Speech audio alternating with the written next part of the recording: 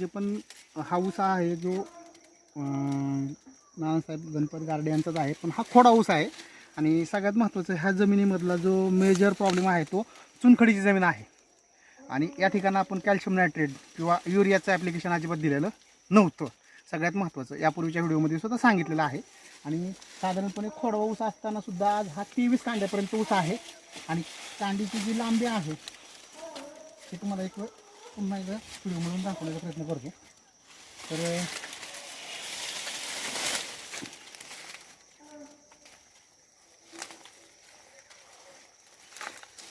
कांडीची जी लांबी आहे साधारणपणे 13 सेंटीमीटरपर्यंत भरते. 13 आणि हे दुसऱ्या ऊसामध्ये घेतली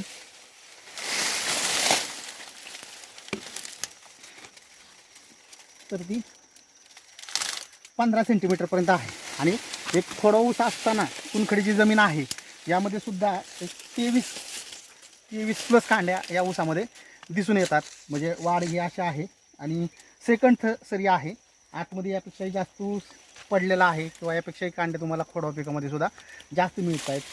म्हणजे ह्या 23 प्लस कांड्या त्या ऊसामध्ये आहेत. आणि ह्याची जाडी जी म्हणाल तर ती तुम्हाला दाखवतो. एक 12 सेंटीमीटरची जाडी आहे. ऊसाची जाडी जी आहे ही 12 सेंटीमीटरपर्यंत या ठिकाणी मिळते. आणि हा दुसरा ऊस आहे या ठिकाणी ह्याची पण 12 सेंटीमीटरच भेटते. जाडी 12 सेंटीमीटरपर्यंत मिळते. 23 प्लस कांड्या आहेत. आणि सगळ्यात महत्त्वाचा मेजर प्रॉब्लेम हे जमिनीमध्ये वॉटर लोडेजची कॅपॅसिटी म्हणजे पाणी थांबून ठेवण्याची जास्त कॅपॅसिटी आहे. म्हणजे थोडक्यात या ठिकाणी निचरा थोडासा कमी होतो तरी खोडवा पिकाची अशा पद्धतीने ही वाढ. आणि या ठिकाणी डमणीर ॲग्रिकल्चर कन्सल्टन्सी मार्फत आपण मार्गदर्शन केलेलं आहे. खोडवा पीक आहे. पहिला जो व्हिडिओ असणार आहे त्याला पार्ट 1 दिला जाईल. ती लागवड आहे.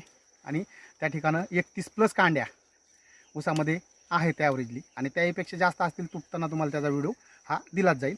धन्यवाद शेतकरी मित्रांनो आणि ऊस बागायतदारांनो.